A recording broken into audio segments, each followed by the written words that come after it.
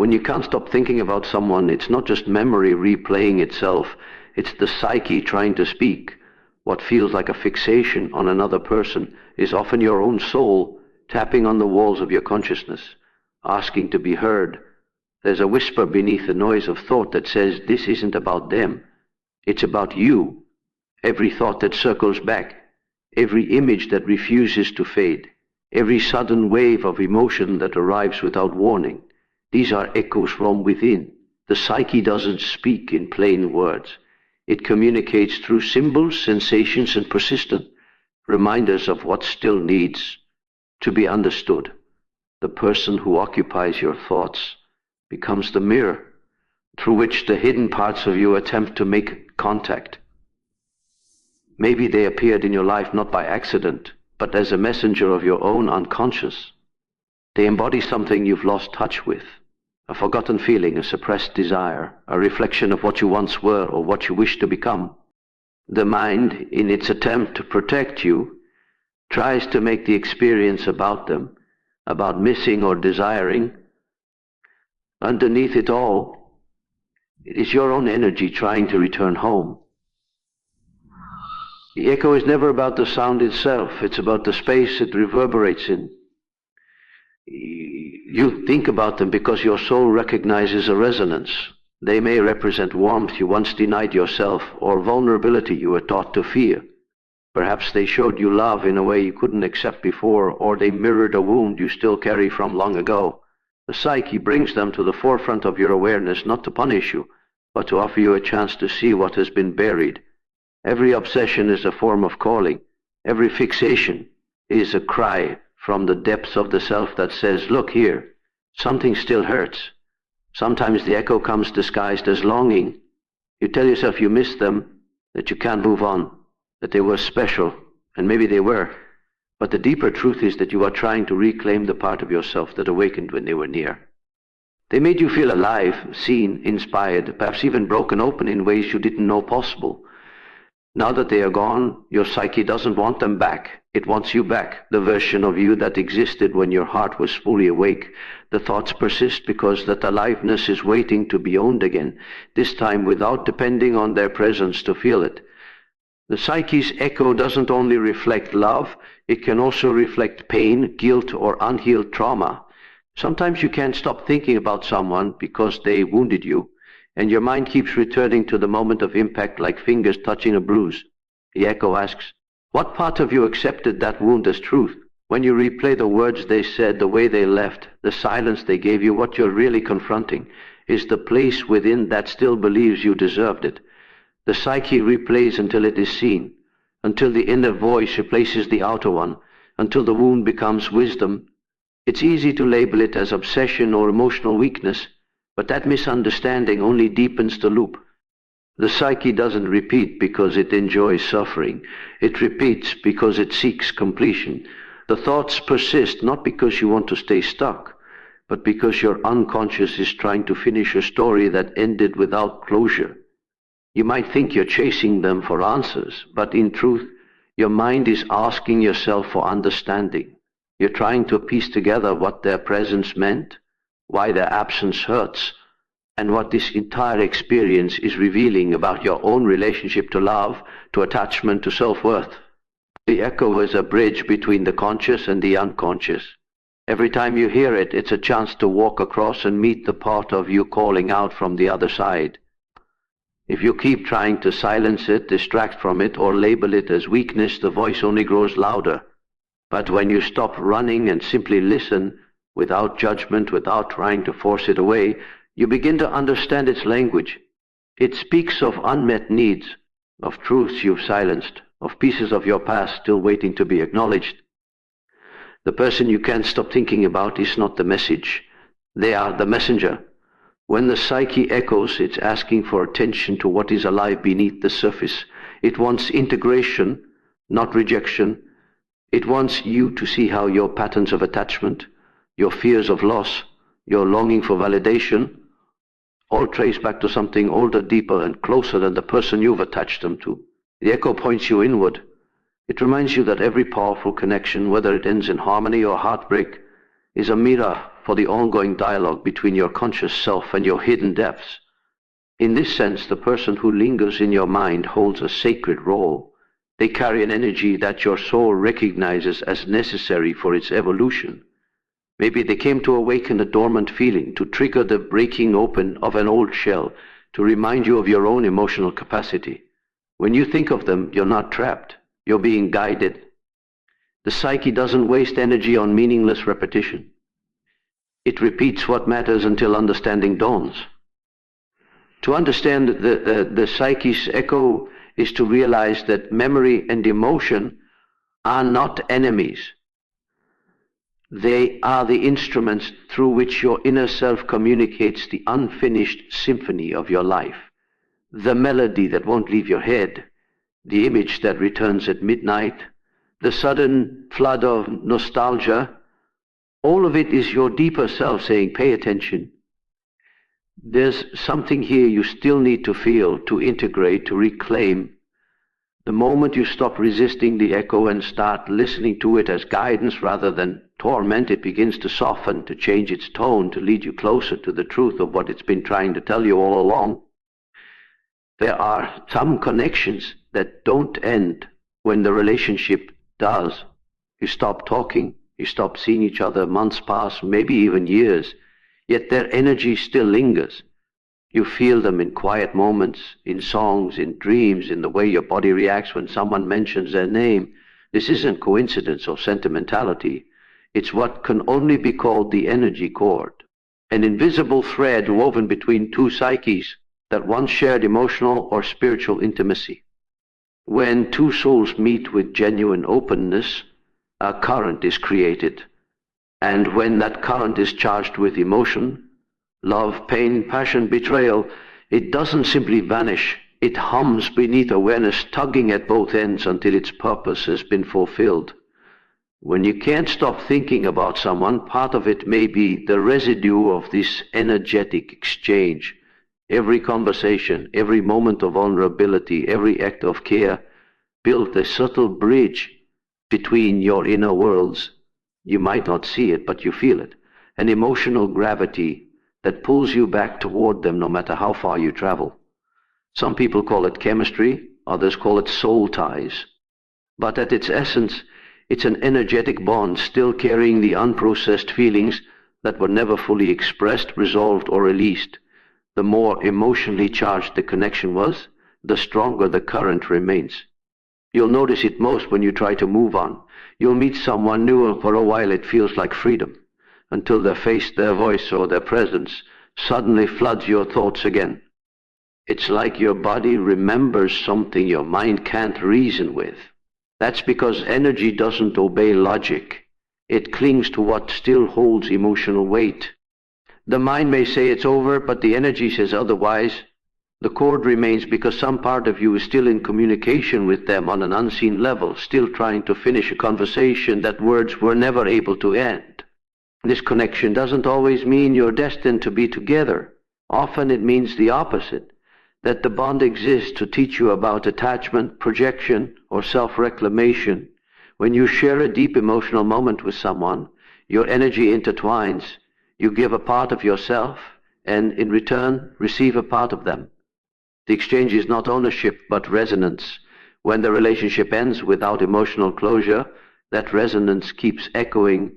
You feel their sadness as if it's yours. You sense their distance even when you're not in touch. You may even dream of them on nights when you consciously decided to let go. It's not madness, it's energetic memory. Some chords are gentle and healing, others are heavy and draining. You'll know the difference by how your body responds. If thinking of them brings warmth, peace, and quiet reflection, it may be the residue of love integrated with acceptance. But if it tightens your chest, disturbs your sleep, or leaves you restless, it means the energy between you still holds pain or resistance. This is the soul's way of saying there's something here you still need to reclaim. Every time your mind loops back to them, it's your energy reminding you where you left a fragment of yourself, because that's what chords really are. Not chains to another person, but markers of where you abandoned pieces of your own life force. You gave them your attention, your emotion, your care, your trust, And now the psyche is asking you to call that energy back, not by forgetting them, not by pretending it didn't matter, but by recognizing that what you loved in them was also something you needed to rediscover in yourself. The energy you poured outward must eventually return inward to restore balance. The process is subtle. Sometimes you'll feel waves of emotion for no apparent reason. You might feel lighter one day and burdened the next. That's the cord shifting, loosening, responding to your inner changes. When you begin to accept the lessons the connection taught you, boundaries, vulnerability, forgiveness, the cord starts to dissolve naturally. But as long as you resist, as long as you replay the story or cling to what could have been, the current keeps feeding itself. The more you think about them, the more energy you send through the line, keeping the circuit alive. There's also the other side. They may feel it too, even if they never speak of it, even if they've moved on outwardly. Energy doesn't need permission to communicate. Sometimes you're picking up their thoughts, their memories, their emotions. You may feel sudden sadness or tenderness that doesn't belong to you. This isn't superstition, it's the sensitivity of the human field. When you share deep emotional frequency with someone, you stay tuned to their wavelength until you intentionally recalibrate. That's why grounding yourself, spending time in stillness, or focusing on your own creative energy can shift the connection. You're not cutting them off with hostility, you're simply redirecting your current back to its rightful source. The cord is not a punishment. It's a reflection of how profoundly you can connect, how deeply you can feel. The goal isn't to sever it violently, but to transform it consciously. When you start to honor what that connection showed you, what parts of you were awakened, what shadows were triggered, what truths were revealed, you start retrieving your energy strand by strand. Each realization, each tear, each act of self-forgiveness unravels a little more of the binding thread. And eventually, without needing to force anything, you notice that their presence in your thoughts fades from intensity to quiet memory. The energy begins to return home, purified, wiser, whole. The energy core teaches that no connection is meaningless. Every exchange leaves an imprint, every bond leaves a lesson.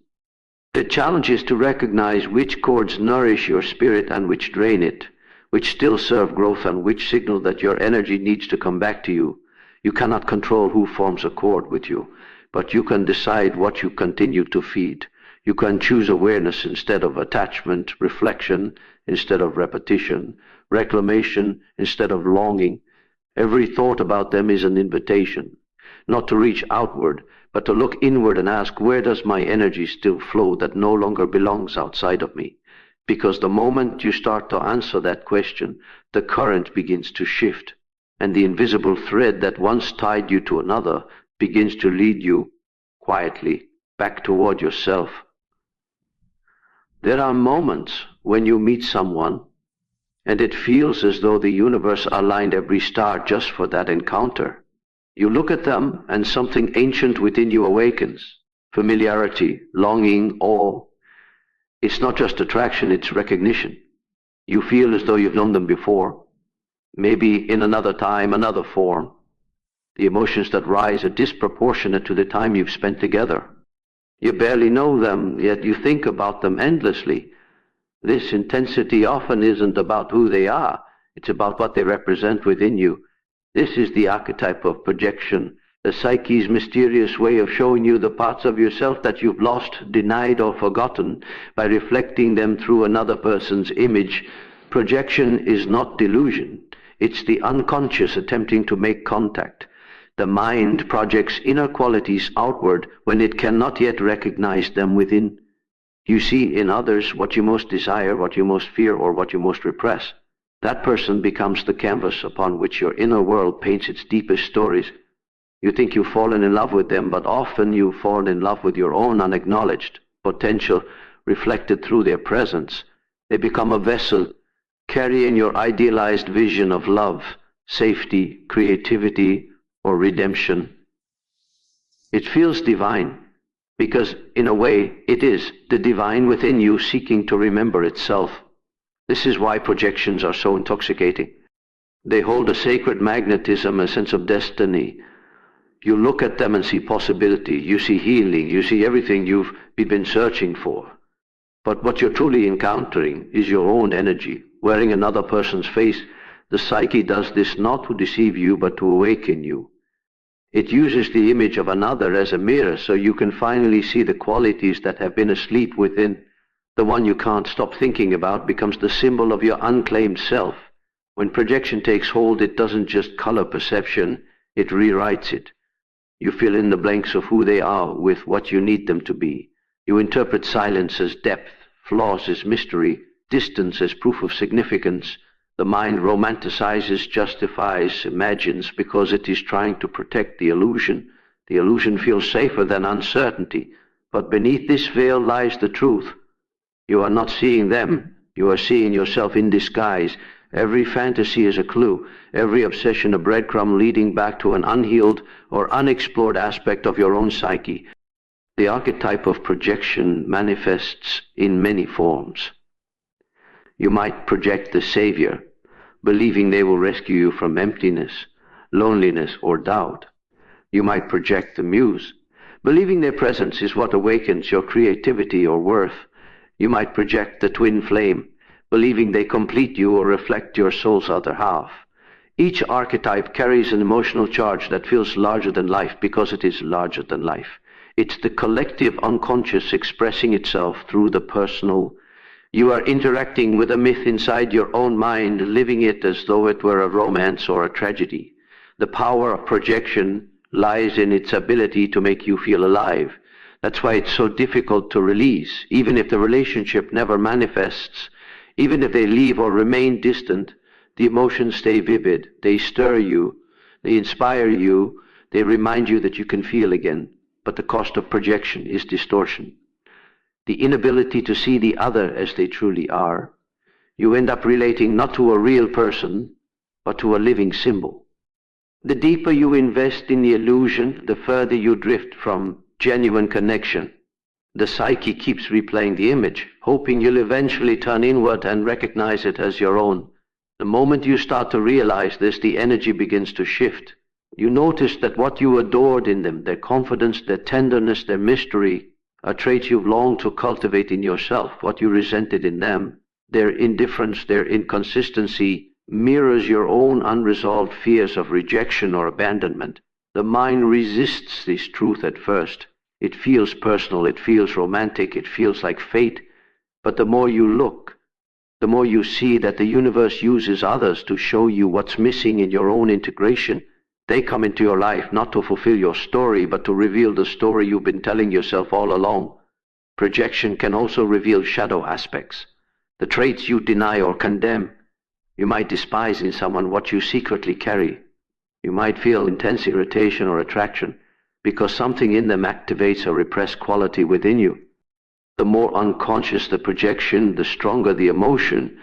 That's why some people trigger you instantly. They awaken the archetype you've refused to own. You see arrogance, control, or manipulation in them, but it's your own fear of becoming those things that fuels the reaction. The psyche externalizes what it cannot yet embrace internally. Understanding projection doesn't make the feelings less real, it makes them meaningful. You can still love, admire, and connect deeply, but from awareness rather than illusion. Awareness doesn't dissolve emotion, it purifies it. It allows you to see where the boundary lies between the other person's truth and your inner symbolism. The connection may remain, but its power over you shifts. You no longer chase them to complete you. You follow the energy back to where it originated, within your own consciousness. Every person you've ever been drawn to intensely was in some way a reflection of your own inner architecture. Some reflected your light, some your shadow, some your potential. They all served as mirrors. The pain of projection isn't punishment. It's the psyche's way of teaching you how to see clearly. Once you realize that what you loved was when you can't stop thinking about someone, it's often because the soul has entered its mirror test. The stage where what you see in another becomes a reflection of what you have yet to meet within yourself. The connection feels magnetic, haunting, sometimes sacred, because it pulls from both the conscious and the unconscious. You're not just drawn to them, you're being pulled toward a deeper truth about your own inner landscape. The mirror test begins the moment your emotions outgrow logic, when your mind can't explain why this person matters so much, and yet your heart insists that they do. The soul's mirror test is not about romance or destiny. It's about revelation. It's the psyche using another human being as glass to show you what you need to integrate. Every person you encounter is a reflection, but some are so luminous, so sharp, that they force you to confront your own unseen depths. They awaken the light you've forgotten and the shadows you've denied. That's why some connections feel unbearable. They don't just make you feel alive, they make you see yourself. The mirror doesn't lie. It shows you the truth of where you are and what you carry. Sometimes it reflects your beauty, your capacity to love, to trust, to forgive. Other times it reflects your wounds, your fears of rejection, your craving for control, your inability to let go. When you can't stop thinking about someone, your soul is asking, what are they showing me that I've refused to see? The image you hold of them is never just about them. It's an image filtered through the architecture of your past, your attachments, your unhealed stories. This test begins quietly. You might notice yourself replaying conversations, analyzing their words, wondering what they felt, what they meant. Beneath that analysis is not curiosity about them, but a search for validation, a yearning to see yourself reflected back as worthy, desired, important. The mirror test reveals how much of your identity has been built around how others see you. You realize that you've been looking to someone else to confirm what your soul already knows, that you are enough, even when unseen. But the mirror isn't always gentle. Some reflections come in the form of pain. When someone rejects you, ignores you, or walks away, the pain that erupts is not just about their absence. It's about every echo of abandonment that came before them. They reopen old chapters so you can finally read them with new eyes. The mirror test forces you to see where you still chase love through proving, pleasing, or performing. It shows you where you've confused attachment for connection and illusion for intimacy, and yet this confrontation is sacred. The person you can't stop thinking about is not your punishment. They are your reflection. Through them, the unconscious becomes visible. Through them, you meet yourself again, raw, vulnerable, unfinished. The mirror test breaks illusion so that authenticity can emerge. It asks, can you see yourself clearly even when the reflection disappears? Because that is what the soul truly wants. Not the other person, but the restoration of inner vision. When the mirror test deepens, your emotions become a teacher. Every longing becomes a lesson in presence. Every hurt becomes a doorway to self-knowledge. You start to see that what you admired in them was a quality you've been afraid to embody. Their confidence, compassion, or freedom wasn't foreign. It was familiar. It belonged to you, but you had buried it. The mirror only showed you what was already inside, likewise, what triggered you about them. Their distance, their silence, their inconsistency mirrored your own patterns of avoidance and self-abandonment.